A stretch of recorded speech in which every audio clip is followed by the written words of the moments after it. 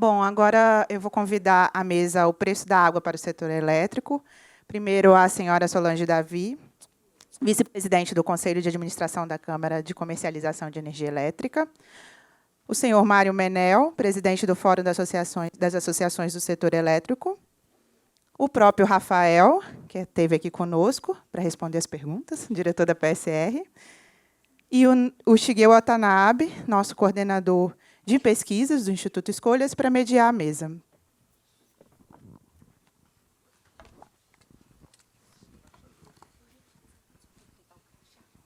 A mesa vai ser seguida de debate, com perguntas do público escritas no bloquinho que vocês receberam. Bom, meu nome é Shigeo, muito prazer em tê-los aqui conosco. Queria dar só mais ou menos o ritmo da gente. Cada um de vocês terá 15 minutos de falar, o Rafael comenta no final, e depois a gente abre perguntas para o público. Solange, por favor. Bem, bom dia a todos. É um prazer estar aqui. Agradeço o convite, Sérgio, Shigeo, e parabenizo o Instituto Escolhas, porque, de fato, a importância da discussão desse tema, que é para todos os setores e para o país de modo geral, principalmente numa visão prospectiva aí dos desafios que teremos pela frente, que alguns dos quais o Rafael apresentou muito bem. Parabenizo. O que o Rafael colocou, e, de fato, nós temos questões importantes para falar, e a gente vai falar sobre o mercado.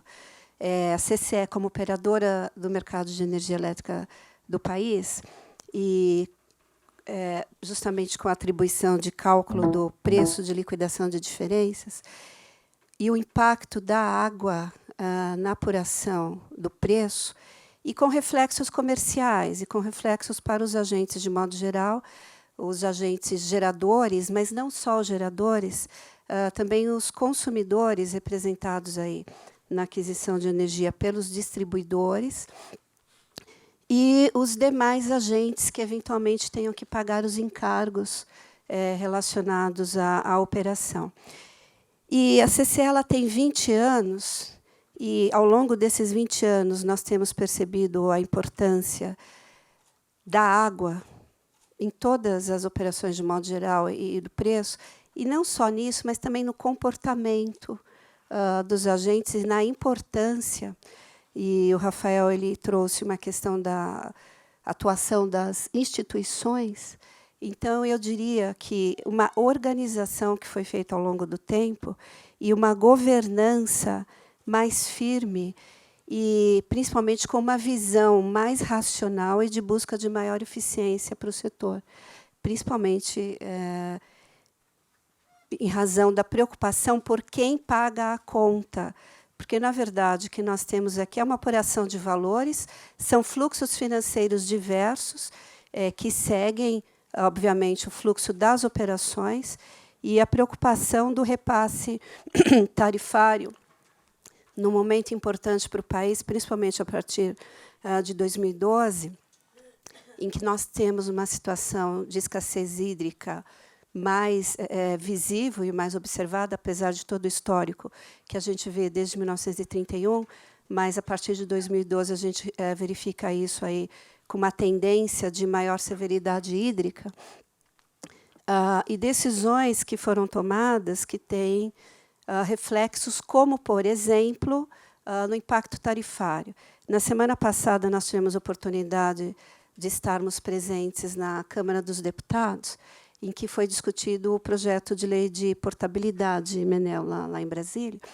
E a apresentação da ANEEL ela foi muito indicativa e bem preocupante, no sentido de que, a partir de 2012, em termos de impacto tarifário, houve uma consideração de 20% a mais nas tarifas acima da inflação, né?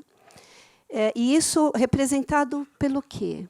Repasse de custos, ou subsídios, ou incentivos diversos, além, obviamente, do impacto tributário também. Então, de fato, é uma preocupação relevante que nós temos, e eu acredito que as instituições elas estejam todas obrigatoriamente, até um poder-dever mesmo de considerar isso. Bom, nas minhas considerações que eu iria apresentar, de fato, nesses 20 anos, a gente percebe as hidrelétricas no nosso sistema hidrotérmico, apesar de terem diminuído a sua participação, há 20 anos, acima de 80%, quase 90%, a hidroeletricidade, nós temos hoje 68,5% na nossa matriz, de acordo aqui com as nossas apurações. O Rafael ele falou bastante do uso da água para as termoelétricas, e eu vou falar basicamente da água para a hidroeletricidade, que é a base justamente da geração do país. E aí nós temos um gráfico, que é isso que eu gostaria de mostrar, e até fazendo já uma provocação para o Rafael. E quando a gente considera todas as fontes já contratadas, e nós temos fontes já contratadas até o ano de 2054 para o país, Shigeo, nós fizemos aqui um gráfico em termos de custo da contratação por fonte para o mercado regulado. Não tem problema, eu vou falar aqui. Então, nós temos a mais barata é a fonte hídrica. A segunda mais barata é a eólica. A terceira mais barata é a hídrica de PCH e CGH. Né? Então, de todas elas, nós temos aqui 1, 2, 3, 4, 5, 6, 7, 8, 9, 10, 11, 12 fontes. Das três mais baratas, as duas se enquadram como predominantemente, que é justamente o mais atraente, o mais atrativo para a contratação é a hídrica. Aí vem uma questão, Rafael, que é quando a gente verifica, por exemplo, as térmicas, a gente pega térmica, óleo, carvão, gás. Aí vem uma consideração, como você disse, justamente para que se insira no custo da energia térmica ou custo da água, eu creio que, quando a gente observa a questão aqui da competitividade das fontes, e a gente sabe que a fonte térmica ela tem um custo que é o que está aqui dos mais elevados, principalmente a diesel, que é a mais elevada, é um custo indicativo de contratação, que elas já são as mais caras, mas, quando há operação, elas ficam mais caras ainda. E o que você está sugerindo é que se inclua um custo novo. Então, uma consideração que eu gostaria de ouvi-lo depois é como é que ficaria, principalmente em termos de país e de matriz de país, a competitividade das fontes. E, além disso, qual a sua visão em relação ao mercado de gás natural, que é perspectiva muito positiva para o país, de ampliação. Então, de todas as fontes aqui, quando a gente considera gás natural, carvão, óleo, gás de processo, diesel, enfim, qual a sua consideração em relação, dentro justamente do nicho térmica, como é que você considera isso? E, partindo disso, eu gostaria de tratar de duas considerações. A primeira delas é a que eu já falei a respeito da governança. Todas as instituições elas estão também representadas no Comitê de Monitoramento do Setor Elétrico. O ANS, o Marcelo Praz está aqui presente, a CCE, a operadora do mercado, principalmente em termos de também indicar custos e indicar impactos no mercado, indicar questões financeiras relacionadas às decisões de operação. A ANA também está lá e tem assento no Comitê de Monitoramento do Setor Elétrico. O Ministério, obviamente, que é quem coordena, e a ANEEL. Então, essa preocupação é uma preocupação permanente, justamente para que se verifiquem as condições de atuação do setor. E isso não é de hoje, não é algo novo. Eu até vou fazer uma referência aqui. A gente tem o Código de Águas de 1934. E o Código de Águas de 34 ele já trazia o princípio da precaução, ou o princípio da cautela, que é justamente para a utilização da água, certos cuidados devem ser tomados. E o primeiro cuidado, que é o princípio que a Lei de Águas de 1997, ou seja, 67 anos depois do Código de Águas, a Lei de Recursos Hídricos trouxe também, que é o princípio da priorização, que é o consumo humano, né? Ou a dessedentação de animais, agricultura, enfim. Então, o que eu quero dizer é que esses cuidados e esses sinais, eles são observados e de forma prática e materializada onde? Nos modelos matemáticos que o setor elétrico utiliza para o cálculo do preço. Tanto o ONS, para o custo da operação, o CMO, quanto a CCE, que depois apura o preço de liquidação de diferenças. Então, a minha questão é que a água, como insumo, né, e precificado, já é previsto aí nos modelos matemáticos, né, para o preço.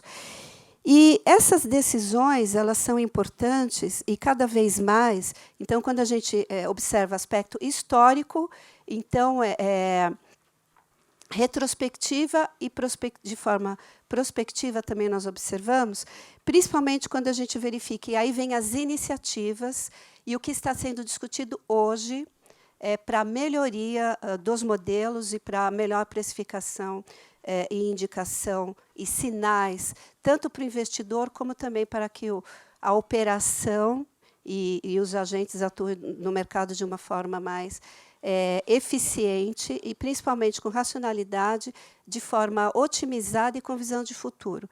O que está sendo observado é, por exemplo, qual é o papel e o peso da previsão de vazões versus o armazenamento na formação do preço, porque nós temos vários elementos que influenciam o preço. Então, uma discussão que nós verificamos que a previsão de vazão da hidrologia, ela tem o peso de quase 50% na formação do preço, ao passo que o armazenamento tem o peso de 12%, segundo os nossos estudos, né?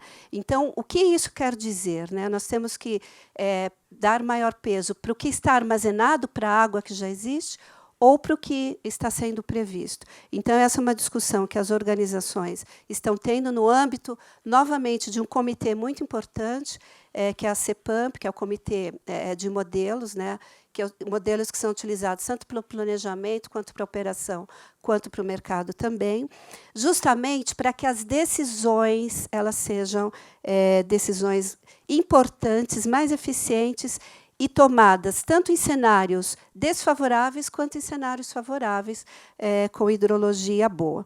E, de fato, aí você mostrou, em termos de, a partir de 2012, né, a maior preocupação com a hidrologia, e aí nós temos um cenário de elevação de preço no mercado, especificamente a partir de 2012, com reflexos na discussão, e aí uma discussão que está judicializada, que é a discussão sobre o GSF ou o risco hidrológico. É uma discussão, né, que eu até estava conversando com o Menel aqui antes de começar, é uma preocupação que o setor não conseguiu resolver e hoje está nas mãos de quem resolver? Do judiciário ou do legislativo? Sendo que nós já poderíamos ter resolvido, né, Menel? Sentou-se à mesa algumas vezes para resolver e hoje nós talvez teremos uma regulação que é uma regulação judicial, ou seja, o judiciário dizendo o que deve ser feito em relação ao risco hidrológico e as inteligências que existem no setor que poderiam ter evitado isso, principalmente quando a gente fala de alocação de riscos, né? Então, os agentes aí judicializaram a questão dos fluxos financeiros e nós estamos no aguardo, isso já vai fazer quase 5 anos, Menel, em março, a primeira ação judicial de 2015. E mais um ponto que eu gostaria de também comentar com os senhores é em relação às bandeiras tarifárias. Então, hoje, talvez nós já tenhamos uma indicação do preço da água, do quanto isso está custando para o consumidor, quando a gente tem a bandeira verde, que é um sinal de que a hidrologia está boa, ou a bandeira vermelha, que a hidrologia não está boa e que a gente precise acionar as térmicas. Então, o sinal consumidor, vamos economizar, né? Então, é algo importante, e o PLD utilizado aí como gatilho. Então, em termos... mais duas questões que eu gostaria de falar. A primeira delas é aprimoramento do mecanismo de realocação de energia, que é um mecanismo comercial criado, instituído há mais de 20 anos no país, justamente em razão da configuração do Brasil, né, com várias bacias hidrográficas, e elas compartilhando tanto a água para geração de energia, quanto o risco de haver ou não a água. Ou o risco bom, que é o risco de ter excedentes, então a energia secundária é compartilhada entre os agentes, quanto o risco ruim de não haver uma hidrologia favorável e haver geração a menor. Então, nós fizemos um estudo, e quando a gente verifica, e isso é importante, e isso foi buscado, qual é o risco hidrológico efetivo? É o risco de não haver água ou de uma hidrologia desfavorável. É a mesma coisa que para o risco eólico de não ter vento ou para solar de não ter sol. Então, para a hidrologia, é o risco da escassez e o risco do mercado, que de um mercado não ter um consumo. Então, já houve um movimento de tirar do risco hidrológico, que não é risco hidrológico, que é a geração fora da ordem de mérito, o primeiro ponto, a importação de energia, o atraso nas linhas de transmissão ou alocação de garantia física para os projetos estruturantes. E quando a gente verifica o que isso quer dizer, esses elementos que eu trouxe, esses 4, representam 3% em termos de risco para os agentes que não, os hídricos que não deveriam assumir esse risco. Então, de 100%, a gente teria 97%. Aí, nós consideramos também a energia de reserva. A energia de reserva contratada desde 2008, que desloca as hídricas, nós teríamos aí 5%. Então, computando, nós teríamos 92% de risco. Quando nós temos, no histórico, por exemplo, a hidrologia verificada de 80% ou de 90%. Então, nós temos riscos efetivos para os agentes. De 80 para 100, nós temos 20. Retirando os 8, nós temos pelo menos 12% que os agentes deveriam assumir. Então, é um ponto importante que deve ser considerado, e principalmente no âmbito hoje de um desafio país, que é de modernizar o setor, e essa modernização, entre as várias iniciativas aí divididas em várias ondas que o Ministério de Minas e Energia está discutindo no GT Modernização, nós temos um que é muito relevante, que é a de alocação de custos e riscos. Então, quando o Instituto Escolhas traz esse debate e busca aqui a precificação, e nós temos a consideração de repasse de riscos para os consumidores, é muito oportuno que se discuta, de fato, quanto custa e quem vai pagar a conta para que a gente tenha essa visibilidade e construa, de fato, algo efetivo, mais eficiente e mais otimizado para o país. Obrigada, Shigeo. Obrigado, Zé Luiz. Um aviso, a tua apresentação a gente vai colocar no site da gente depois, para todo mundo poder ver. Mário, sua participação, por favor. Bom dia a todos. Inicialmente, eu gostaria de agradecer ao Instituto Escolha pelo convite, pela oportunidade. Parabenizar o Instituto Escolha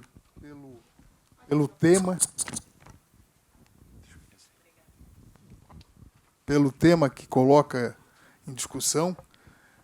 Eu me lembro de ter participado aqui no ano passado de um seminário sobre a valoração dos atributos de cada uma das fontes, e, naquele momento, houve uma reação muito grande do pessoal de PCHs, e eu dei a palavra aqui para o Paulo Arbex, que era o nosso presidente.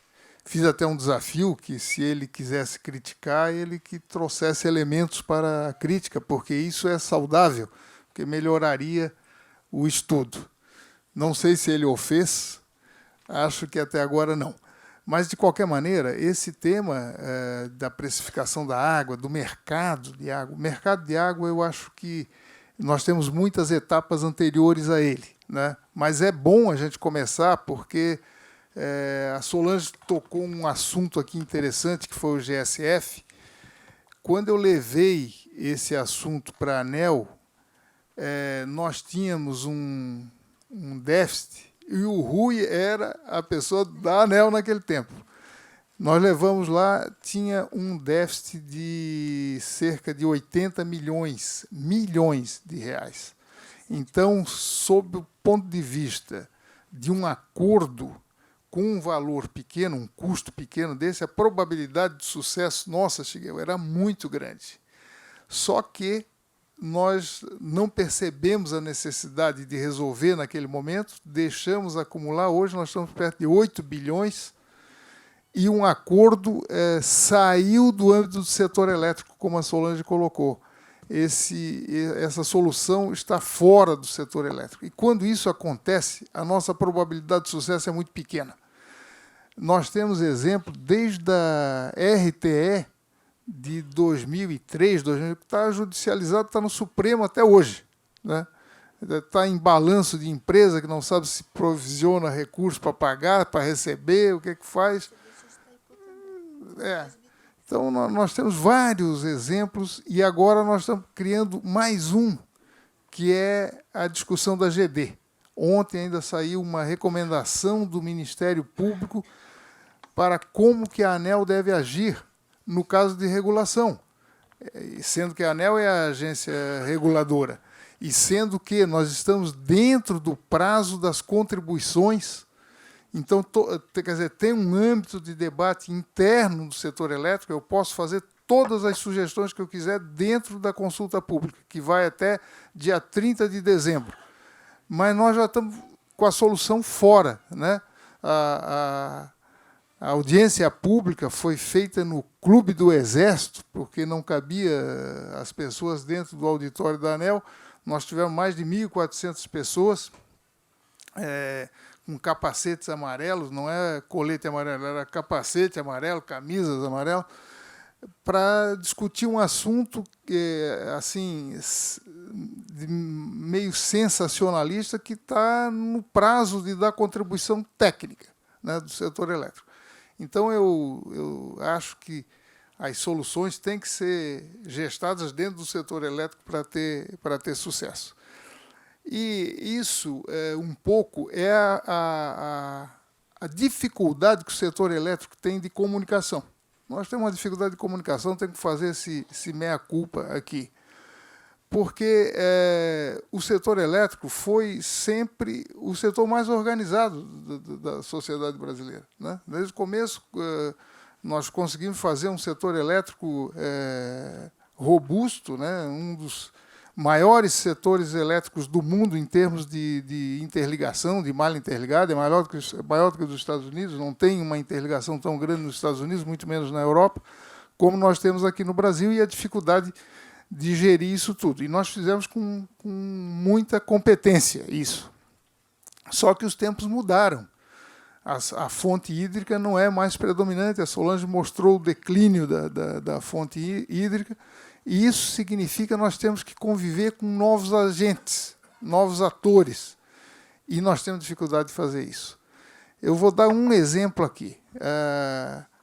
O BNDES estabeleceu uma regra de financiamento, logo depois que os organismos internacionais não conseguiam mais financiar o setor elétrico, nós tivemos que ir para o BNDES estabeleceu uma regra. Essa regra levou a um modelo de comercialização totalmente ultrapassado hoje. Os bancos querem, o BNDES até um mês atrás, queria um contrato de compra e venda de energia de 30 anos para poder financiar. Se ele tivesse um contrato de curto prazo, ele ia financiar no curto prazo e era inviável sob o ponto de vista do tomador do recurso. Bom, o que é que acontece agora? Nós temos um crescimento vertiginoso do mercado livre, né? Há uma migração para o mercado livre, fruto até desse desarranjo no nosso sistema comercial, no nosso arranjo comercial. Então, o mercado livre, imagine um cara que faz, sei lá, sapato de couro.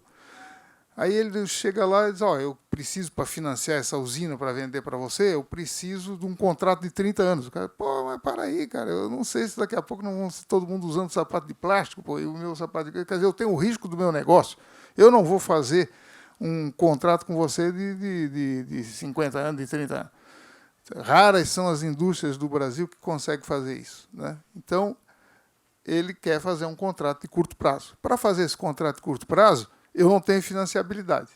Agora, finalmente, nós conseguimos convencer isso. Ó, eu pessoalmente, quer dizer, todo bom velhinho tem uma história a contar. Eu já estou nisso há muito tempo, fui desde lá dos certificados de energia, fomos tentar garantir isso, tal, nunca deu certo, porque a gente tinha uma linha mais fácil, que era do BNDES. Quando está secando essa agora, temos que rever. Então, o BNDES agora está fazendo, depois de 5 anos que a gente está trabalhando em cima disso, está fazendo uma linha de financiamento que eu acho que vai dar certo, vai financiar a expansão do Mercado Livre. Porque daqui a pouco, se houver uma migração completa para o Mercado Livre, o que nós temos hoje, 70-30, nós vamos inverter, ter 30-70, e daí não tem jeito, vamos ter que financiar de uma maneira diferente da que hoje está ocorrendo. E, finalmente, isso está acontecendo. Mas, então, a comunicação é lenta. A comunicação com a ANA é difícil. Então, nós temos esse problema sério que implica em mostrar uma gestão melhor do recurso hídrico. Para mim, questão da retirada d'água, da precificação, é uma questão de gestão, que nós temos que mostrar o que nós fazemos, como podemos resolver, que não adianta nós queremos resolver esse caso, nós não podemos resolver sozinhos. Porque você já, desde o Código de Águas, que, aliás, é uma peça belíssima, né? Levou de 1907 a 1934 para ser elaborado. Eu trabalhei no antigo DENAI, e quando eu ia, naturalmente, com o meu entusiasmo de jovem, vamos mexer aqui e tal, tinha um cara que chamava Jandir Amorim. Era o cara que mais conhecia do código. Olha, isso é uma coisa estruturada. Se mexer aqui, vai arrebentar em algum outro lugar, e é uma peça única. E realmente levou esse tempo todo para ser feito e depois para ser regulamentado, se não me engano, em 1957, 41.019, o decreto que regulamentou o Código de Águas. E agora nós estamos fazendo um novo Código de Energia para substituir o nosso velho Código de Água. Bom, mas o fato é que o custo da água, nós temos que lembrar, Rafael, o seguinte: o setor elétrico, conta de padeiro, tá? Mas ele investiu aí, nós temos 105 gigawatts de capacidade instalada hidrelétrica. Formação de reservatório, nós investimos aí mais de 100 bilhões de reais. O setor elétrico investiu isso em custos socioambientais, de formação dos reservatórios. E graças a esses reservatórios é que você pode ter retirada de água para consumo humano, para irrigação, etc. O setor elétrico, todos nós aqui, pagamos esses 100 bilhões porque isso é remunerado pelo quem fez esse investimento. Agora, quem retira água para irrigação, por exemplo, que o Rafael mostrou aqui, que é a grande maioria, o recolhimento desses recursos, eles vão para outra fonte que não o setor elétrico, não vão abater a tarifa do setor elétrico. E daí nós temos uma das tarifas mais altas do mundo. Apesar de ter energia barata, nós temos tarifa alta, né? De subsídio, enfim, tudo que a Solange já falou e não é o objeto daqui. Belo Monte, por exemplo, eu estive lá em Belo Monte recentemente e uma visita guiada, a guia era uma índia, né? Interessante até porque era uma jovem de 31 anos e era avó. Aos 31 anos ela já era avó, era esposa de um dos caciques lá da região. Se eu falasse mal de Belo Monte, e eu tentei falar, eu quase fui expulso do ônibus, porque ela não... Quer dizer, novamente, dificuldade de comunicação. Isso eu já falei com o Daniel Carneiro. Daniel, muda a tua comunicação, melhora isso, porque não é possível. Vocês fizeram muita coisa e Belo Monte é demonizado. Totalmente demonizado. Agora, se você for na região, a realidade é diferente do que é comunicado.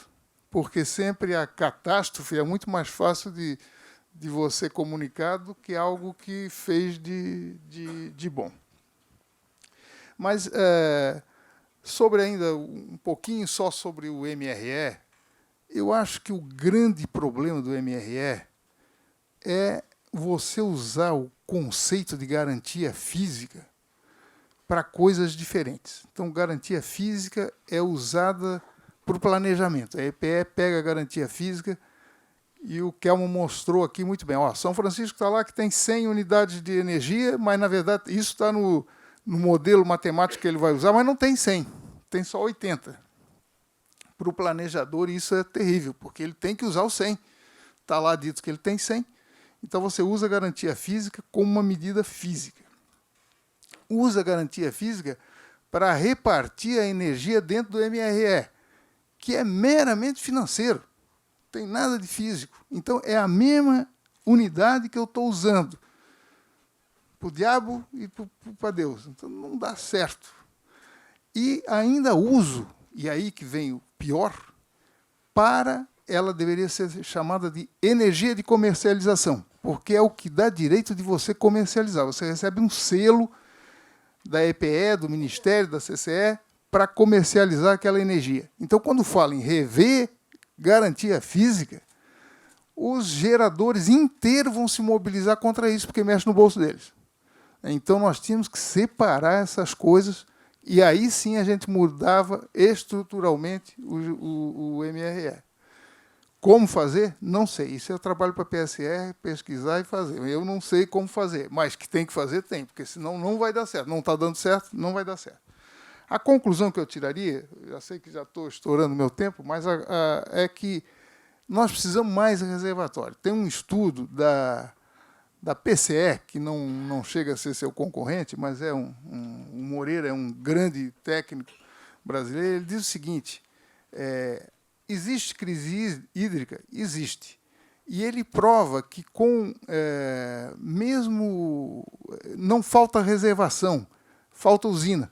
Quer dizer, eu poderia ter mais usinas a fio d'água aproveitando a mesma água, porque, no fundo, o setor elétrico acaba não usando a água, né? Usa a queda e a água passa e ele devolve a água para o rio. Então, nós precisamos mais reservatórios. E, felizmente, o Ministério de Minas e Energia, agora, recentemente, lá num seminário lá na Bahia, o secretário Reve comunicou que está buscando uma solução para um acréscimo de 15 gigawatts de capacidade instalada na região sudeste, né, que é uma das que mais precisa de reservação de água. E ele, então, está... Por que essas usinas estão fora do contexto? Porque as usinas muito pequenas, os empreendedores fazem os inventários. As usinas muito grandes, o governo faz, porque são usinas estruturantes, como Belo Monte, Madeira todo e tal. Agora, tem uma faixa intermediária que ninguém se interessa, porque o custo é alto e a probabilidade de sucesso lá na frente não é tão alta. Então, o risco é muito grande. Então, o que nós precisamos mais é reservatório e, sobretudo, melhorar a governança. Talvez no CNRH seja algo que a gente possa fazer, nós temos representação lá, melhorar essa integração. Precisa uma liderança para fazer isso, que eu acho que talvez o Conselho Nacional de Recursos Hídricos seja esse órgão. Obrigado e desculpe passar o tempo.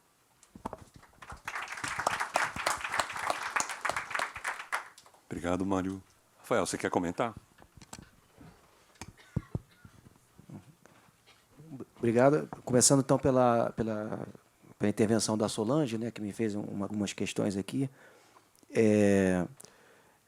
Inicialmente, aí você até mencionou, Solange, da fonte hídrica ser a mais competitiva, seguida da eólica, depois das PCHs, e aí vem as térmicas de diferentes tipos e tal. Então, se somar um custo à térmica, que seria o custo da água, que é o que a gente está propondo, se isso seria alguma implicação. O que eu respondo é que esse custo ele já existe, né? Aqueles 148 milhões, eles existem. O que nós estamos propondo é reconhecer esse custo desde o início. Quer dizer, Se você é uma térmica que vai se instalar num lugar que tem uma situação de criticidade hídrica e você tem um sistema de resfriamento ineficiente, isso deveria ser sinalizado, né, até no processo do planejamento, né? Então, quando a usina funciona, porque no caso lá do Ceará foi interessante, porque veio um encargo com valor alto e o Estado tem as suas razões, né, está com uma seca severa, mas isso para o setor elétrico foi um fato novo, né, uma coisa inesperada. E aí, quem é que paga essa conta? É o velho problema do... Então, o que eu estou querendo colocar aqui, esse custo já existe, né, em primeiro lugar, mas é reconhecer esse custo a priori para trazer previsibilidade. Essa que é a nossa sugestão. Daí, a incorporação desse custo lá naquele termo que a gente apresentou e até complementando o próprio trabalho do Escolhas anterior, que nós fizemos para o Escolhas anterior. Segundo aspecto é que nós pegamos até esse exemplo, um slide lá nós mostramos que mesmo no encargo emergencial, que é um valor altíssimo da água, né, o Ceará estava preocupado em segurar, com o resfriamento das usinas lá de Pecém, isso dava R$ 8,00 o megawatt-hora, alguma coisa do gênero. Quer dizer, não é um valor desprezível, mas também não é um valor que alteraria, no meu ver, dramaticamente a competitividade relativa das fontes. Eu acho até que é um valor que, como eu falei antes, induziria as usinas a ter uma solução que consumisse menos água ou se instalasse em locais mais adequados, ou com maior disponibilidade hídrica em relação ao que está sendo demandado. Por exemplo, lá não é muito longe do mar. Não sei se uma solução...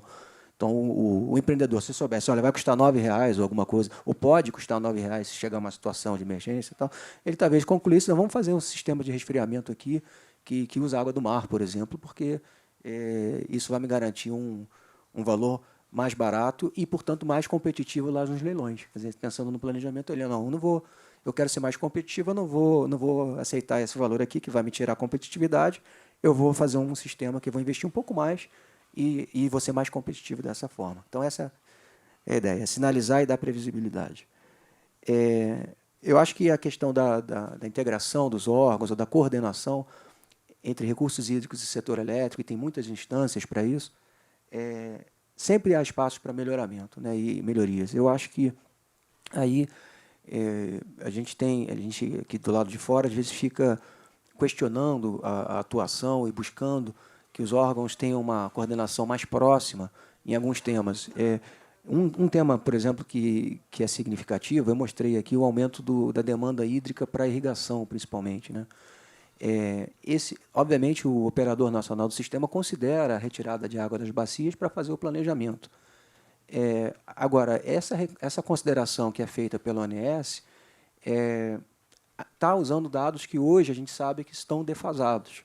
A ANA já atuou, em alguns sentidos, na atualização dessas retiradas de água, dessa estimativa de retiradas de água, e fez esse trabalho até prevendo para o futuro, mas o ONS não pode usar esses valores atualizados da ANA, porque ele precisa, como são dados, o ONS não pode decidir sem um instrumento legal para isso, que seria uma resolução da ANA. A ANA precisa enviar uma resolução, aqui estão as retiradas de água atualizadas, e o ONS incorpora isso no planejamento e passa a trabalhar. Então, nós aqui de fora vemos, olha, a ANA tem que mandar essa resolução para o ONS, é importante, né? Os órgãos, as instituições precisam se falar para você ter. O trabalho que o ONS está fazendo, soltou uma nota técnica mais ou menos um mês atrás, revisando parâmetros técnicos. Se você achava, né, que gastava X metros cúbicos para gerar 1 megawatt-hora, porque usava valores de eficiência das máquinas quando elas foram construídas. E aí, 30 anos depois, pensa no seu carro, 30 anos depois o carro não vai ser igual a quando foi comprada a máquina da usina hidrelétrica, a mesma coisa. Então, se agora está gastando mais água para gerar a mesma energia, isso tem que ser percebido e tem que voltar para o balanço hídrico, e voltar para a recomposição das vazões e voltar para o planejamento para atualizar esses valores das vazões. Isso tem que ser incorporado nos inputs do modelo de planejamento. Então, tem sempre espaço, a gente fica aqui buscando identificar as oportunidades para melhorar, né, o planejamento, onde existem algumas questões. Talvez depois a gente possa ouvir a visão das instituições, se tiver o ONS, eu sei que está aqui, sobre isso. Mas eu acho que é sempre possível buscar isso. No caso das vazões baixas dos últimos anos, é aquela questão que a gente colocou. Olha, talvez seja uma questão de você trabalhar com valores mais recentes, né? Não precisa ir até 1931. Então, se você tem muita incerteza sobre o que tinha lá em 31, porque não havia tanta medição assim. Então, é uma questão que a gente coloca aqui para o debate. O seu comentário, Solange, sobre armazenamento e tendência hidrológica, eu fiquei até surpreendido com a relação. Quer dizer, a tendência hidrológica tem um peso muito maior do que o armazenamento. Como nós temos um armazenamento ainda, está diminuindo a importância dele relativa a cada ano, né, porque não se constroem mais reservatórios, mas ainda é significativo. Eu confesso que eu fiquei assim, para mim foi uma novidade o peso da tendência hidrológica ser tão maior do que o estoque. Quer dizer, você vai tomar uma decisão, o que fazer, você, que eu digo, é o operador do sistema. Ele olha quanta água eu tenho e ele olha qual é a previsão de água que vai chegar. Com essas duas informações, ele liga ou não liga as usinas térmicas, né? Então, o que ela comentou aqui que eu achei interessante é o peso do quanta água vai chegar, está hoje muito até maior do que o volume armazenado. Talvez um sinal a mais da nossa capacidade menor de armazenamento está ficando cada vez menor em relação ao mercado. Talvez seja um indicador disso, eu não sei. O comentário do Menel de judicialização do setor, eu concordo plenamente, quer dizer, a Solange também mencionou, o pior cara para decidir um assunto técnico é um juiz, quer dizer, um problema. Eu fico imaginando o juiz tentando entender GSF, MRE, certificado de garantia. É impossível. Quer dizer, eu fico imaginando, vai sair bobagem. Quer dizer, vai sair bobagem. As chances de sair bobagem são muito maiores, né? Então, são assuntos que o setor elétrico é realmente lamentável. Eu não sabia também. E não decide, né? Pior que as coisas acontecem e ficam proteladas, né? Então, os 80 milhões que já viraram 8 bi e que a situação só que se agrava e o tempo passa e nós estamos na mão do judiciário. É muito ruim.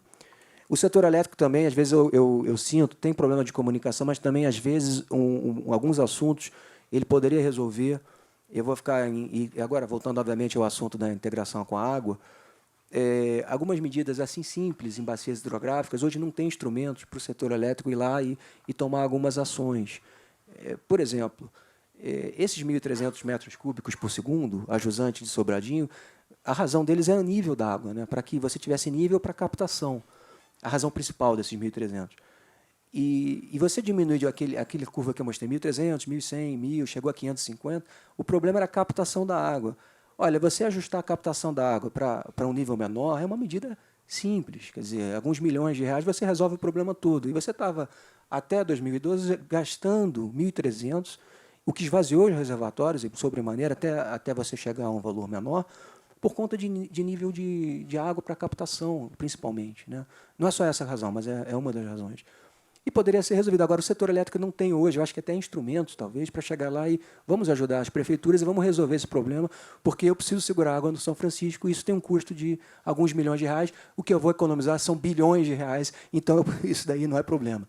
Então, o setor elétrico, às vezes, talvez se feche demais em si, e eu não sei se a falta de instrumentos é uma questão, para ele talvez resolver algumas questões fora do setor, ligadas aos recursos hídricos. O Kelman fez em São Paulo, mas São Paulo é São Paulo, né? E ao redor do São Francisco é outra história. Mas realmente eu concordo com você, era muito mais fácil a gente ajudar a prefeitura do que e continuar gerando mais. Esse teu comentário final também das usinas lá que o Raven, né, falou, de 15 gigas no Sudeste, que tem...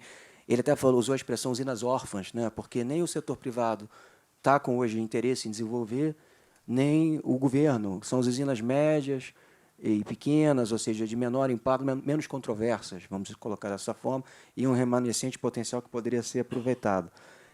Eu acho que isso deve ser olhado com atenção. Eu acho que o setor, hoje, hidrelétrico, ficou meio sem pai, né, que o mecanismo que você tinha de desenvolvimento parou. Por outro lado, os estudos precisam ser atualizados, né? Um inventário feito na década de 70, ele não dava a menor bola para o meio ambiente e, obviamente, não é viável hoje. E algum desse potencial Não será possível por razões sociais ou ambientais, mas pode ter nesses 15 dias, eu não sei, tem que se olhar, tem que se estudar, algum potencial remanescente que pode ser interessante, a Solange falou da competitividade das hidrelétricas, e com baixos impactos. E esse daí eu acho que tem que seguir para frente, se ele for competitivo, por que não? Então, mas isso vai demandar estudos, né, de atualização dos inventários, é uma oportunidade do setor trabalhar nesse sentido também. Sobre o mecanismo de realocação de energia, eu acho o conceito dele muito bem embolado, que eu não sei se toda aqui a audiência percebe, mas há uma geração hidrelétrica nacional.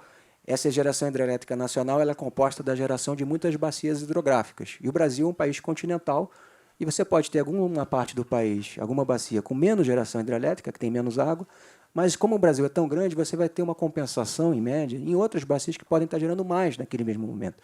Portanto, a geração hidrelétrica total é muito mais estável do que a geração hidrelétrica de cada bacia. Isso é fácil de a gente perceber.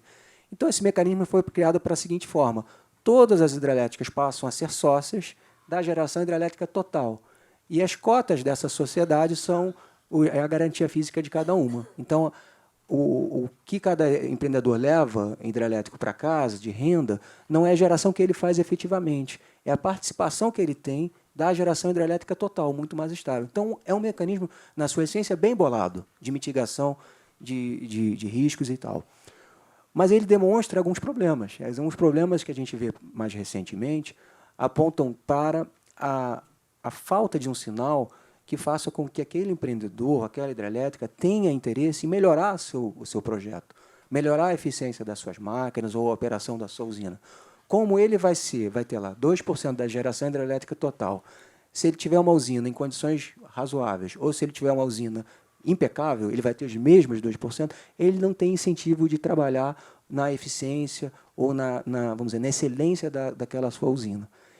Essa falta dessa sinalização da busca da excelência dos empreendedores, porque eles estão todos, vamos dizer, no mesmo barco, é uma coisa que eu acho que a gente talvez possa falar um pouco sobre isso, é algo que possa ser aperfeiçoado também no setor. É sempre importante ter algum sinal, você vai ganhar mais se você fizer melhor. Isso é muito importante.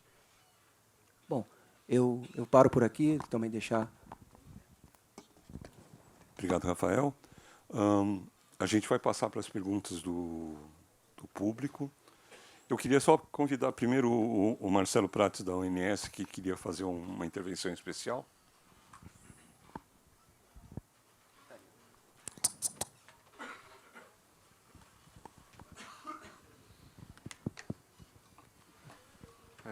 Bom dia, obrigado. O OMS foi citado várias vezes, né? Então acho que a gente... Acho que a gente poderia, então, fazer rapidamente alguns comentários e queria colocar algumas perguntas para vocês, em especial para o Rafael, né? Bom, em primeiro lugar, Sérgio, eu queria parabenizar o Escolhas e o Instituto Clima e Sociedade, porque é uma mudança de paradigma em relação ao que a gente verifica no setor elétrico, ou seja, é discutir as questões com fundamentos técnicos. Isso a gente já tinha visto no estudo anterior, que o Meliel comentou, que eu acompanhei de perto, e agora a gente vê de novo um trabalho da PSR, que a gente já conhece a qualidade. Isso é muito importante. A gente está aportando à discussão um viés técnico embasado e não fica somente na troca de opiniões. Algumas questões rápidas que eu queria colocar para o comentário de vocês, em especial o Rafael. Rafael fala em precificar o valor da água para geração térmica, considerar, né? Eu concordo, mas acho que é complexo na medida em que você deveria considerar, na etapa de planejamento, a localização do gás. Ou seja, não basta considerar quanto vai ser o custo da retirada da água naquele local. Aonde está o gás, qual é o custo do gasoduto, né, para você. Se, por exemplo, no Sudeste é mais barato, porque está perto do pré-sal, você colocar o gás para a geração termoelétrica, você vai ter que comparar o custo dessa água com o custo do gás, e a mesma coisa na região Nordeste. Tá? Não é só, no meu ponto de vista, na etapa de planejamento, somente incorporar esse custo adicional. Tem que levar em conta o planejamento gás e eletricidade.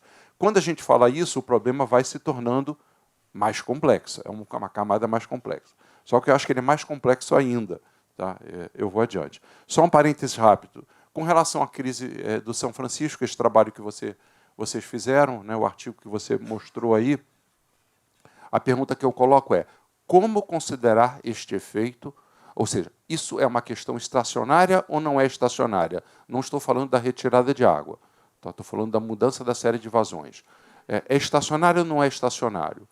Se a gente passar a considerar que não é estacionário e vai considerar um período menor, como isso afeta a geração de séries sintéticas, né, para um período bem menor na região Nordeste? Queria ouvir seu comentário. Lembrar a todos que hoje, isso é uma questão interessante, né, o que representa o Rio São Francisco para a geração de energia elétrica? Por ONS, praticamente nada. Hoje, o operador nacional é um gestor da bacia do Rio São Francisco sem o objetivo de geração de energia elétrica. É para garantir os outros usos, para evitar a cunha salina, para garantir a retirada para abastecimento, né, e até, eventualmente, para irrigação. E que você comentou, bastante importante, ela vai ser tão maior quanto menor for a precipitação. Essa questão que a Solange comentou, também eu acho que merece aprofundar mais.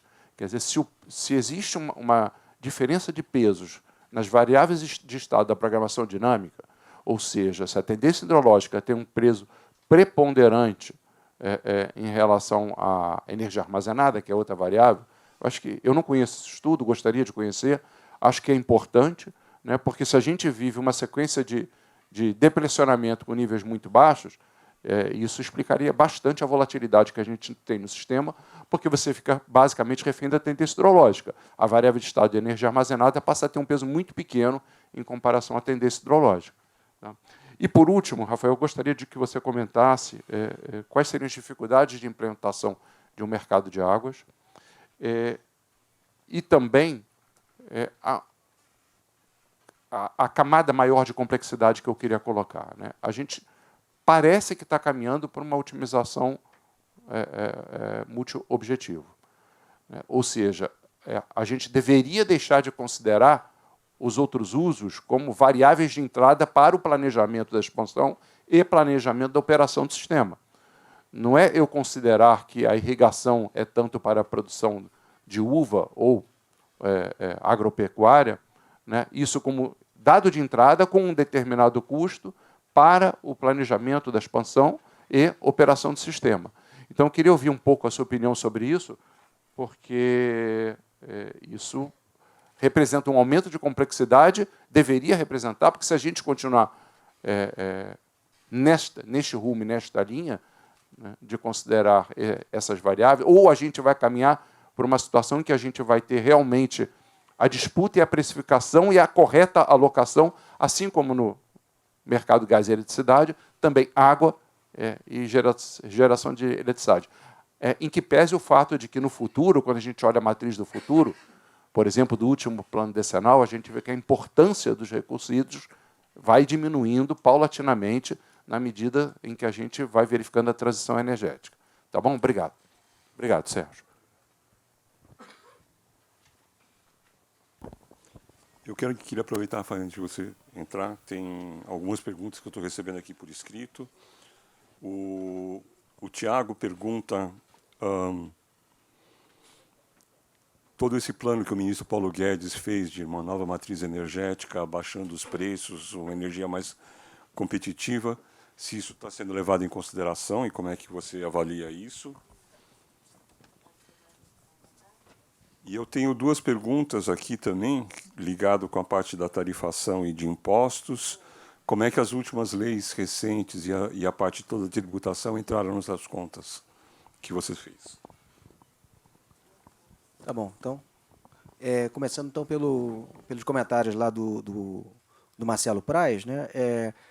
Nós aqui, o foco era a integração entre água e térmicas e, portanto, nós estávamos interessados em internalizar, até por conta do episódio de Jaguaribe, da bacia do Jaguaribe, né, que representou um custo de 148 milhões, já é o último valor que nós recebemos da ANEEL, já é significativo. Nós estávamos, então, observando a importância de você dar esse sinal do valor da água até para o empreendedor que vai participar do leilão. Então, vamos dizer, no ICB da térmica, você teria lá esse componente, isso é importante para considerar. Mas eu concordo, você tem vários outros elementos de localização, a própria transmissão de energia elétrica, a rede de transmissão, é algo que deveria ser mais fortemente sinalizado, né? Onde ele vai se ligar tem a ver com qual o reforço na rede de transmissão que aquele projeto vai demandar, e esse sinal deveria ser mais forte.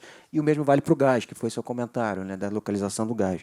Mas aqui nós concentramos realmente na questão hídrica, nós não tivemos a pretensão de incorporar esses outros fatores.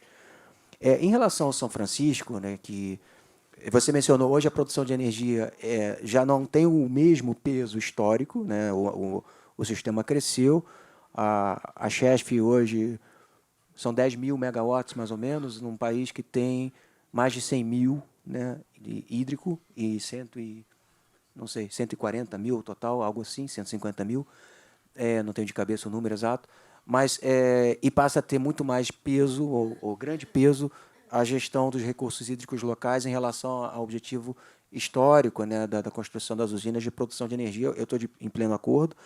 Em relação à consideração das vazões dos últimos anos, que é o artigo lá que eu comentei, de talvez a série não ser estacionária, eu não sou uma pessoa que tenha convicção de que nós estamos num novo patamar, definitivamente, quer dizer, o mundo mudou, ou o contrário, quer dizer, é um ciclo que daqui a pouco vai voltar e não vamos voltar a ter vazões como tivemos no passado. Eu não sei dizer isso, se é um efeito das mudanças climáticas ou não. Mas o que eu sei, aí é o princípio, né, da prudência, é que se nos últimos 30 anos nós estamos tendo, aí usando os números do Menel para ficar simples, você pensa que tem 100 e você tem 80, e você trabalha com 100, mas de fato você tem 80, todo mês você está errando, porque você diz, não, eu vou fazer uma coisa que agora está ruim, está com 80, mas depois vai virar 100, então não é tão ruim assim, faz tal decisão. Aí você vai e gasta mais água, por exemplo. Aí você vai para o mês seguinte, puxa, continua 80. Eu estou dando aqui uma visão, obviamente, continua 80. Não, mas vai voltar para 100, não se preocupe. E você está no 80, permanente, continuamente. Nos últimos 30 anos você está no 80. Então, a provocação e o artigo levam a esse lado. Será que a gente não deve considerar 80 para planejar? E se depois o clima voltar, for algo de um ciclo de 30 anos que se esgotou e as vazões vierem melhor, você revisa lá na frente. Mas, para já, a prudência estaria você considerar que eu não tenho 100, eu tenho 80. Mesmo que depois voltem a ter as águas, o 100 volte, porque é só um ciclo. Mesmo que isso aconteça, aí depois você vai e refaz. Mas já é uma questão de ser prudente. Eu defendo isso. Sobre o mercado de águas, eu acho, e o Menel tocou nisso rapidamente, que antes... Diga. Como fica a geração das séries sintéticas? Teria que ser gerada, condicionada a essa nova histórica. Se você vai gerar vazões que, em média, vão ser 80 e não 100. Muito menor. Mas não é tão pequeno. Quer dizer, se você pega, vai década de 70 para cá, isso está até no artigo. No artigo que eu fiz em parceria com o Gerson, ele diz, olha, essa parte é dele. Quando eu comecei com séries sintéticas lá no CPEL, na década de 70, nós tínhamos 40 anos, porque começava em 31, e eram assim, dados meio precários, isso não sempre se soube, mas a gente precisava de um volume mínimo de dados para poder trabalhar. Hoje nós estamos em 2019 e nós já temos 40 anos de dados efetivamente medidos. Então, é um pouco esse o argumento. Será que eu preciso daqueles anos iniciais que a gente sabe que tem muita incerteza naqueles números? Então, essa que é a linha. Não, trabalharemos com os 40 anos, de fato medidos, ou 50, enfim, eu não sei o número exato, um histórico mais recente, mas para o qual você tem maior confiança. E geraria séries sintéticas para esse histórico, ou seja, você vai gerar vazões para o planejamento que, em média, vão estar nos 80 e não nos 100. Essa que é a questão. Sobre o mercado das águas, eu apontei rapidamente, lendo que questão de limitação de tempo, o caso da Austrália, e nos Estados Unidos, na Califórnia, no Rio Colorado, né, as pessoas tiram água, o rio é muito usada, a água do rio, e você tem mecanismos, né, de compra e venda de direitos de uso da água entre os agricultores ou entre os usuários. E, no caso da Austrália, até um dos usuários que compra água é o próprio governo, para manter a água no rio. Compra para ficar no rio, para os outros não usarem. Ele está preocupado com os ecossistemas aquáticos, ele diz, eu, governo, vou comprar água para ela ficar no rio, e não para ninguém mais tirar, porque eu tenho preocupação ambiental. Esses princípios são muito interessantes.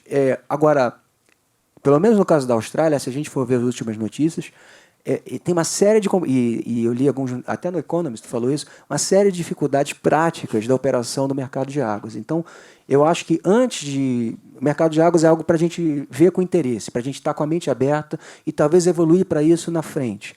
Mas, para já, e o Menel tocou nisso rapidamente, gestão de recursos hídricos, fundamental, uma coordenação, e eu citei alguns exemplos envolvendo o próprio ONS com ANA, ONS com ANEL, e ANEL com ANA, quer dizer, e EPE.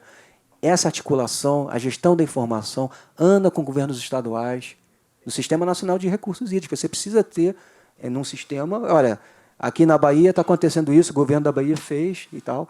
Então, você tem que integrar essas bases estaduais com a base nacional. Esse sistema de gestão, eu acho que é o primeiro passo, né? Uma integração maior entre as entidades. E eu concordo contigo, mas eu acho que isso é mais para frente, essa questão do...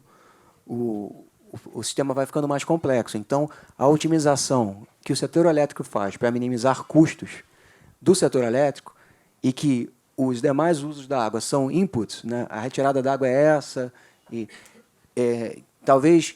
E aí está associado ao mercado das águas. Se você começar a dar um valor econômico para a água, não só para o setor elétrico, mas para todos os usos, que foi um bocado do que eu apresentei aqui hoje, o exemplo da uva, do arroz e do setor elétrico, então você teria que passar para um modelo de planejamento multissetorial e multiobjetivo, né? É um grau de complexidade maior. Mas eu acho que, antes de chegar lá, que envolve dar um valor econômico para os outros usos da água, eu volto a insistir que a gente precisa ter maior articulação entre as instituições, maior governança, para que esses processos fluam e que para a gente use dados que sejam mais representativos da realidade. A pior coisa é você planejar com dados que não são aqueles que estão acontecendo, que não são reais, porque aí você vai estar errando e você pode estar com um viés. Quer dizer, é melhor você tirar o viés e planejar com vamos dizer, a realidade. Isso seria prioritário, na minha visão. E o mercado de águas talvez fique um pouquinho para frente. Mas eu quis trazer, eu acho que é importante o papel do Escolhas, nesse sentido de até de provocar, de abrir a cabeça, de a gente considerar a água como insumo e precificação da água como uma possibilidade. Agora, no caso das térmicas, já é uma coisa mais objetiva e mais específica. Olha, vamos incluir no CVU delas uma parcela que tem a ver com água. Nível de criticidade para um lago e qual é o sistema que ele vai considerar. Até porque isso pode induzir aquele empreendedor a investir num sistema que consuma menos água num local, por exemplo, crítico. Então, isso daí eu acho que já é para já. Pergunta do Tiago, né, da energia competitiva, lá do Paulo Guedes, acho que tem a ver com gás, eu acho que a Solange também perguntou sobre gás. As perspectivas, de fato, são boas, né? Se você conseguir aproveitar o gás do pré-sal, e já começa a acontecer isso, a gente teve o leilão lá do A-6, com alguns projetos ganhando, o projeto da Shell acho que era Mitsubishi, enfim, um projeto que eles estão desenvolvendo com gás, gás do pré-sal competitivo. Isso muda também. Mais uma vez, eu acho ótimo você ter, de um lado, a eólica e a solar dando um show, né, de custos muito baixos e tal, mas, do outro, você ter ali um setor, do setor do gás, que também pode trazer custos baixos. As pessoas ficam certas, não, esse custo baixar eu nunca vi, só vejo subir. Mas é possível, sim, que a gente tenha uma situação, primeiro, no caso da eólica e da solar, por razões tecnológicas, né? A tecnologia e a massificação dessas fontes está trazendo a custos muito baixos. Isso é muito interessante. E, no caso do gás, porque você tem o pré-sal. As empresas estão tirando óleo, vem o gás, aquele gás ele precisa ser reinjetado, você não pode queimar mais. Antigamente se queimava, né, o flare. Hoje em dia tem restrições a isso. Você tem que ou reinjetar ou pegar aquele gás e fazer alguma coisa com ele. Mas ele já está lá, está na mão, entre aspas. Então, ele tem um custo de oportunidade, falando de custo de oportunidade, baixo. Isso talvez possa começar a surgir como uma matriz que vai combinar uma expansão solar, eólica, com o gás do pré-sal mais barato, é bem possível que aconteça, já tem os primeiros sinais disso, e com hidrelétricas médias e de baixo impacto, como um ponto de interrogação, talvez sim, dependendo, obviamente, de atualização de estudos. Esse eu acho que é o panorama aí do crescimento do setor elétrico. Eólica e solar é uma nova... No caso da solar, ainda tem mais espaço para queda ainda, que veio depois, é uma segunda onda, já competitivas, e aí com gás do pré-sal, sim, eu acho que isso é possível. Abrindo esse mercado, né, o papel da Petrobras era um tanto monopolista, você abrindo, tendo mais competitividade, pode ter projetos baratos, e já tem um que ganhou, e combinados com algumas hidrelétricas. E sobre tributos, eu acho que a questão dos tributos, só para finalizar, eu acho que tem mais até a ver com a discussão grande, que estava todo mundo muito interessado, de geração distribuída, né, botar painel solar na sua casa, gerar sua própria energia e tal. Uma parte da competitividade dessa solução a gente bota ali governo, senhores governos. Eu lá no Rio de Janeiro, recordista do país em termos de ICMS, 32% de ICMS na energia elétrica por dentro. Quer dizer, compõe com PIS e COFINS quase 50% do que nós pagamos de energia elétrica é imposto. E aí você soma alguns encargos e subsídios. A Solange até apontou alguns programas que visavam, no passado, desenvolver alguns setores e tal, que talvez tenham que ser revistos. Esse custo total, na tarifa, quando a gente vê no que tem que pagar o consumidor, está muito alto, e aí viabiliza a solar, viabiliza a geração distribuída. Então, é um pouco provado o próprio veneno. Vocês colocaram tantos impostos, né, que a sociedade está respondendo, produzindo a sua própria energia. É um pouco isso que está acontecendo. Não sei se era essa, quando se falou de tributos, eu não sei se era nessa vertente, mas eu estou aproveitando para falar sobre isso. Deixa eu só perguntar, como é que nós estamos... Então, eu tenho mais duas perguntas aqui, eu vou dar a palavra para o Mário, eu prometo, e eu queria engatar também. Uma das perguntas está voltada para Belo Monte. Toda a parte da Volta Grande do hidrograma ambiental, na verdade, tem uma série de valor econômico lá atrás, das pessoas que moram lá, das pessoas que vivem, tem toda uma dinâmica, se essa parte da economia entrou na conta também. E eu queria engatar um pouco em relação ao estudo que o Escolhas fez no ano passado, que foi tentar exatamente começar a quantificar esses outros atributos que vão fazer com que a reservação, por exemplo, valha mais dinheiro do que a fio d'água, que você comece a ter outros parâmetros que entrem na conta e vai encarecer a energia, porque o mundo está mudando. Então, que não é só penalizar as térmicas, mas sim, como é que a gente pode olhar para o sistema como um todo agora, com todos os seus atributos, e achar os preços justos pela energia. E tem mais uma outra pergunta que acabou de entrar agora aqui também, sobre como é que vocês avaliaram esse preço da água para a agricultura, se existe controles, como é que é feito as medições, como é que você poderia também precificar a água para o lado da agricultura.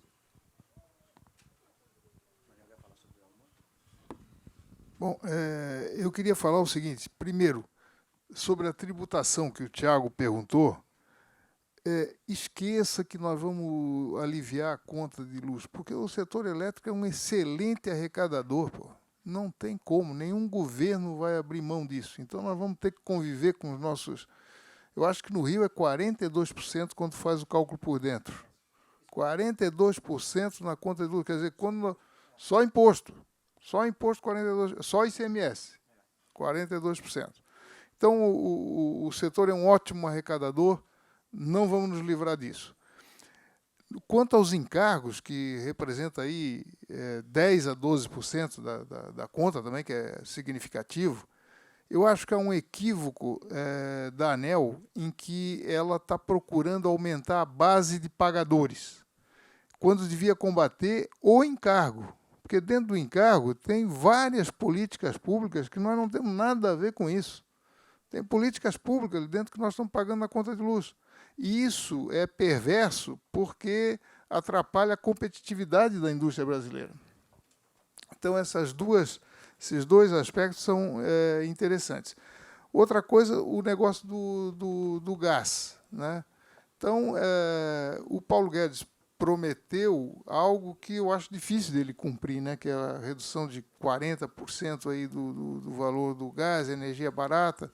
Tanto é que eu desconfio que ele refez as contas e não está mais falando nisso, né? Ele não está mais falando, o discurso dele já mudou, não é mais desse desconto do gás.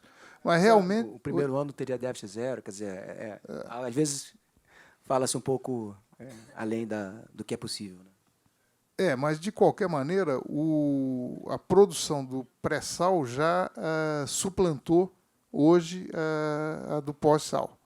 Então, realmente é uma realidade o gás do pré-sal e a gente pode, por um excesso de oferta, a gente pode esperar realmente um barateamento desse insumo energético importante. E, Marcelo, eu queria dizer o seguinte, quando eu me referi da dificuldade do mercado de água, inicialmente nós não temos fiscalização. Tem dados que mostram que a estimativa de retiradas ilegais de água é quase 2 vezes maior do que a retirada oficial com outorga. Como é que você vai implantar um mercado antes de melhorar essa governança e ter uma fiscalização efetiva? Não existe isso, né? Quer dizer, no fim, o cara está roubando água para vender e mais da metade do que é oficial. Então, antes de sanar esse problema de governança, eu acho que a gente devia começar a discutir, que é interessante, mas não vai dar certo a implantação do mercado de água nessas condições agora. Temos que melhorar muito ainda. Rafael, deixa eu só engatar mais uma. Tem uma pessoa que pergunta assim, desde a Lei 9.984, temos a cobrança pelo uso da água associada à compensação financeira do setor elétrico. Se você levou isso em consideração na modelagem, na precificação. Esse é um fator importante, quer dizer, quando você está falando do setor elétrico, existe, de fato, esse componente importante, né, são os royalties da água, né, o CEFUR, que são uma compensação aos municípios pelos reservatórios que foram lá implantados, né. E é importante, e claro que faz parte da consideração do setor. Isso quando nós é um dos encargos, né, que entram na conta. Isso faz parte. Na parte só queria complementar o que o Menel falou aqui, que eu acho que é fundamental. Para você chegar a um nível de mercado, você tem que saber quanto comprou, ou quanto vendeu, quem comprou, quem vendeu. O que precisa de medição, né? E o Menel falou exatamente isso. Quer dizer, hoje você, em muitos casos, sequer sabe quanto está sendo retirado e de que forma. Porque não é só a retirada com captação no rio. Às vezes você tem captação, né, você tem poços, né, poços que estão retirando água de aquíferos que iriam para o rio. Então, é uma água que iria para o rio que não está indo mais. E isso daí é até menos visível. Você tem que entrar na propriedade, olhar onde é que está o poço e tal. Então, a gestão de recursos hídricos, o controle, a fiscalização, isso é um processo permanente. Não existe... E é importante, é pré-condição para você conseguir ter um sistema de mercados em que você vai ter que ter medição individual e tal. Onde funciona muito bem essa questão de medição, eu estive lá em Petrolina, no distrito de irrigação Nilo Coelho, realmente lá você tem os lotes, tem reloginho de água, o sujeito paga. Mas é um modelo que já temos assim, precedentes de coisas que funcionam, replicar esse modelo, até uma área da economia muito bem sucedida, né, de exportação de frutas, tal, um Brasil que deu certo, muito certo, replicar esse tipo de gestão num espaço muito maior. É um enorme desafio, né? Não é? E aí você pode pensar em mercado da água. Eu acho que tem muito trabalho para ser feito na frente. Mas não invalida, eu acho que a gente pensar dessa forma, né, da alocação da água, e já começar a ter essa visão do que pode ser uma evolução do nosso sistema atual. E o maior problema ainda, Rafael, é que a retirada ilegal é a mais ineficiente, porque você viu uma retirada com outorga eficiente. Agora, o cara que bota uma bomba à noite e tira e bota numa cisterna dele, esse é o mais ineficiente e não paga. Se você não está pagando, você pode se dar o luxo de ser ineficiente, né? Isso gato de energia é a mesma coisa, né? Ar-condicionado ligado, porque não estou pagando. Nós estamos terminando só para dar continuidade para a próxima mesa, Solange. Eu só quero comentar que, na verdade, às vezes o consumidor paga mais do que 2 vezes, né? Ele paga pela ineficiência, que é a que o Menel falou, a retirada não sabida e clandestina. Ele paga pelo custo, porque a energia fica mais cara, e ele paga pelo subsídio também que está embutido. Ontem, a CCE ela é gestora de recursos públicos da conta CDE, que são mais de 20 bilhões anos repassados para as tarifas, enfim, de modo geral, e até para autoprodutores também, né? Que é na linha do que o Menel falou. E havia um pleito, justamente, aliás, uma iniciativa do TCU, para que parte dos valores subsidiados para outras atividades, que não para a energia elétrica, mas que a energia elétrica paga, fossem retirados justamente da conta. E ontem teve uma decisão do próprio TCU que questionou e que levantou a questão do setor elétrico pagar o que o setor elétrico tem que pagar e não pagar pelas outras atividades, mas eles próprios mantiveram a decisão de que tem que pagar. Então, os mais de 20 bilhões de reais ano que a gente pensou que fosse retirado, foi mantido parte dos valores. Então, é mais do que uma vez pagamento, para mim, 3 vezes, pelo menos. Né? Solange, só um instantinho, o autoprodutor não tem subsídio, não. Ele só tem uma compensação. Ele não tem motivação como qualquer outro gerador para pagar. É diferente do subsídio. Deixa eu pedir para vocês fazerem as considerações finais para a gente poder passar para a próxima mesa. Mário. Não, eu vou ser rápido agora, já que eu atrapalhei tanto. Eu só quero parabenizar mais uma vez o Instituto por colocar o tema em discussão. Isso eu acho que é a coisa mais importante. E como o Rafael colocou, em base técnica, né? Vamos discutir tecnicamente. Tá? Rafael, você quer falar mais um? Também parabenizar, a discussão é muito importante e, na verdade, é uma visão de futuro multifuncional e multivisão, justamente para a gente construir melhor. Né? Parabéns. Só para concluir, queria agradecer ao Escolhas pela oportunidade. Eu acho que nosso trabalho sempre busca um viés técnico e, sempre que possível, trazendo aprimoramentos ou sugestões de aprimoramentos. Eu acho que é uma oportunidade, por isso eu agradeço Escolhas também. E mostrar que alguns assuntos são complexos. Né? O exemplo de Belo Monte, para mim, é claro. Né? Você tem uma preocupação legítima, por um lado, mas ela traz implicações do outro. E você tem que olhar quais são os interesses como um todo e precisa quantificar. Então, aqui estou com DNA de quantificação dos fatores para poder ter uma opinião embasada e você poder trazer para a mesa, olha, isso vai ter esse impacto. É isso que a gente quer? Isso é muito importante. Obrigado. Bom, eu queria agradecer vocês, em nome do Escolhas. Acho que a gente passa para a próxima mesa agora, né?